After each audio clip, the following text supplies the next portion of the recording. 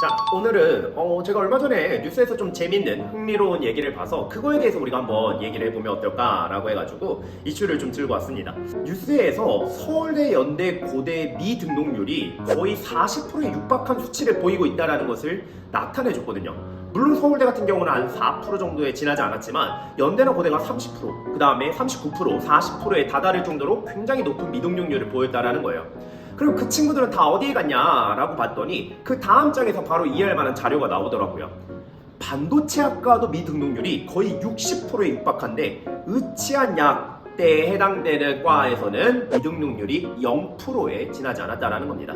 그러니까 대부분의 친구들이 의치안약에 진학하기 위해서 수시 카드가 6장이다 보니까 의치안약이라는 가장 높은 과가 붙었을 때 다른 과를 포기하는 이 빈도나 비율이 높아지고 있다는 거예요. 그 외에도 우리가 좀 흔히 생각했을 때 인기 있을 거라고 생각하는 뭐 간호학과나 반도체학과 이런 등등의 과들이 굉장히 높은 미등록률을 보이고 있다는 겁니다. 그러면 언제부터 이런 이과 쏠림 현상이 발생을 한 걸까요? 생각해보면 쌤이 학교를 다녔던 시절, 물론 15년 전이지만 그죠? 10년 전, 15년 전 아니면 가까운 6, 7년 전만 하더라도 생각해보면 문과의 비율이 이과보다는 높았다라는 겁니다. 그래서 그 당시에는 문과를 선택하는 친구들이 대부분 보면은 언어적 능력이 타고난 친구들, 그 다음에 이과를 선택하는 기준은 어떻게 보면 수학과 과학을 좋아하는 친구들이 선택한다라는 이미지가 굉장히 강했는데 지금은 그냥 압도적으로 이과가 훨씬 더 많은 비율을 차지하고 있죠. 저희 이제 목동에 있는 어떤 특정 남고를 보면은 거기는 문과반이 한 반밖에 없어요. 또는 2반 정도? 근데 한 반의 인원이 한 15명 정도, 그러니까 30명이 안 되는 굉장히 적은 인원의 비율을 보이고 있다는 거죠. 그 친구들이 그 학교에서 받는 어떤 대우, 취급 이런 것들을 보면은 거의 자기네는 존재하지 않는 사람처럼 취급을 받는다라고 우스갯소리로 얘기할 정도로 문과를 선택하는 친구들이 굉장히 비율이 적은 현실을 드러내고 있습니다. 그러면 왜 친구들은 문과보다 이과에 더 쏠림 현상이 나타나고 있을까요? 첫 번째로 생각해보면은 선호도가 높은 과 또는 어떤 전문직에 종사할 수 있는 그런 과들이 대부분 이과에 좀 많이 포진해 있습니다. 그러다 보니까 이과를 선택한 친구들은 그 과를 쉽게 선택을 할 수 있지만 문과를 선택한 친구들이 그 과에 진학하기에는 거의 불가능한 수준이죠. 그러다 보니까 기본적으로 이과를 선택한 다음에 그 친구들이 그 과에 도전을 하거나 또는 그 과로 진학을 하거나 또는 미래의 직업군을 꿈꾸는 경우들이 늘어나면서 공부를 잘하는 친구들, 상위 포식자의 친구들이 대부분 이과를 선택하는 쏠림 현상이 나타나면서 그 밑에 친구들도 그런 꿈을 가지고 다 이과 쪽으로 지원을 하고 있다는 거죠. 두 번째는 교차 지원입니다. 이 통합 수능으로 바뀌게 되면서 문과, 이과에 이제 통합된 융합형 인재를 요구하는 그런 시대적 흐름으로 가게 되면서 교차 지원의 비율이 굉장히 많이 늘어나고 있다는 거예요. 옛날에 쌤이 제가 학교 다닐 때는 지금은 인기가 엄청 많아서 굉장히 탑급인 과인 컴공과 있잖아요. 컴공과를 문과 친구들이 교차 지원하는 특이하게 낮은 과였어요. 되게 인기가 많이 없는 그런 과의 느낌이 굉장히 강했는데 지금은 이과 친구들이 문과 친공이라고 하죠. 문과 친공 굉장히 높아지고 있는 추세입니다. 재수하는 친구들은 이제 난 3번은 하기 싫어 하면서 바로 문과로 트는 경우들도 굉장히 많이 늘어나고 있는 추세라는 거죠. 그런 비율만 놓고 보더라도 교차 지원 역시 문과 친구들이 이과로 교차 지원하는 것은 거의 현실적으로 불가능해졌지만 이과 친구들이 문과로 교차 지원하는 것은 굉장히 높은 비율로 늘어나고 있는 추세이기 때문에 이과를 선택하는 게 훨씬 더 용이해졌다라고 생각을 하시면 될 것 같습니다. 세 번째로는 표점 차이죠. 이과를 선택하는 친구들의 표점이 미적이나 기하를 선택했을 때 확통보다 더 높은 표점을 차지하고 있기 때문에 친구들이 가볍게 미적과 기하를 선택하는 비중이 점점점 늘고 있다는 겁니다. 문과 중에서도 공부 잘하는 친구들 있잖아요. 그리고 정시를 준비하는 문과 친구들, 그런 친구들 확통 안 합니다. 확통 안 하고 미적이나 기하를 선택하는 비율이 굉장히 많이 늘고 있는 걸로 나오고 있습니다. 그래서 이런 트렌드를 생각해 봤을 때 현재 상황은 미적이나 기하를 선택하는 쏠림 현상이 나타나고 있다. 그래서 고등학교 26,000명의 대상으로 조사를 해보니 거의 94.45%에 가까운 친구들이 미적이나 기하를 선택하는 비율을 보이고 있다는 거죠. 더 놀라운 사실은 수학 1등급에 포진해 있는 친구들이 미적이나 기하를 선택한 친구들의 비율이 10명 중 9명꼴로 굉장히 높다라는 겁니다. 이러면서 이제 지금 현재 나타나는 추세는 약간 공부를 잘하는 친구들이 이과를 선택을 하고 공부를 조금 못하는 친구들이 문과를 선택하는 비중이 점점 늘어나고 있다는 거죠. 그러면서 1등급의 쏠림 현상도 많이 나타나고 있는 걸 볼 수 있고, 엄매, 국어도 마찬가지입니다. 엄매나 화작을 선택하는 친구들의 비율을 보면은 엄매 선택자들이 재작년 수능에서는 70%대의 비율을 보였거든요. 근데 작년 수능에서는 85%로 15% 향상된 수치를 보이고 있는데, 개중에는 이과 친구들이 차지하는 비율이 훨씬 더 높다라는 거죠.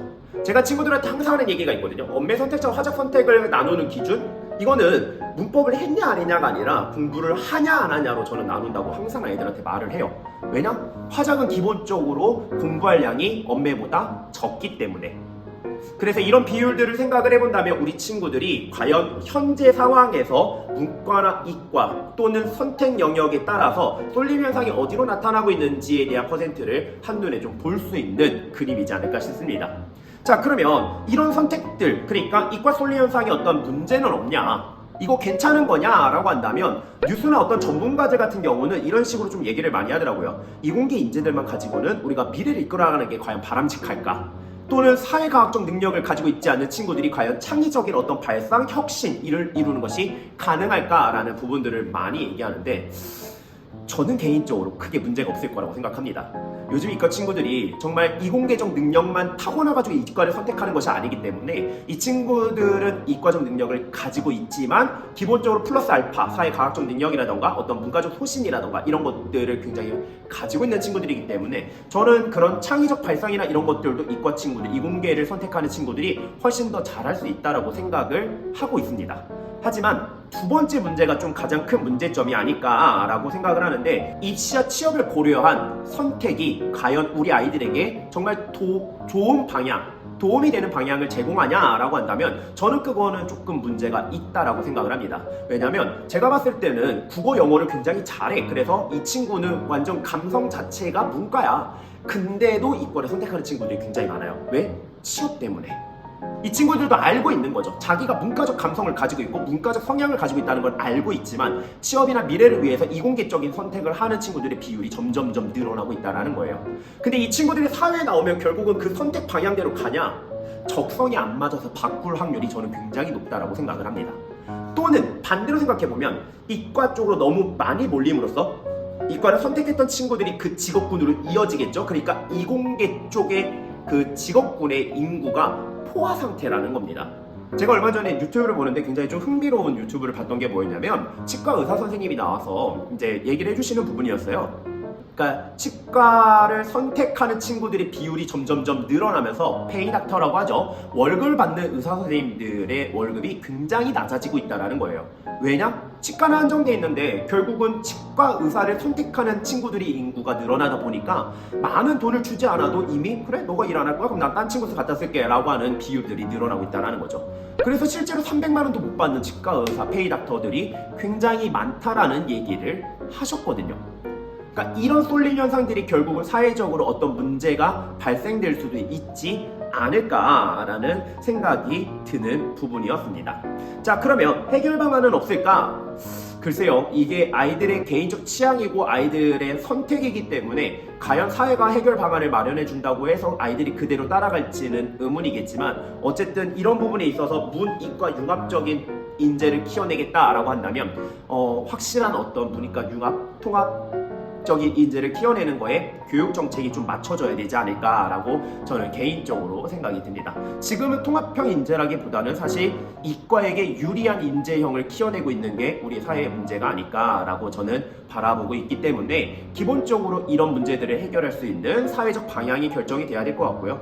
결국 위에부터 바뀌어야 되지 않을까. 이제 당장 2025년부터 학점 고교제가 시행이 될 건데, 과연 수능제도나 취업적인 것들, 그러니까 윗부분에서부터 바뀌지 않았는데 밑에가 바뀐다고 위에가 갑자기 바뀔 수 있을까라고 한다면 저는 아직은 이 부분에 대해서는 의문점이 좀 있는 것 같습니다.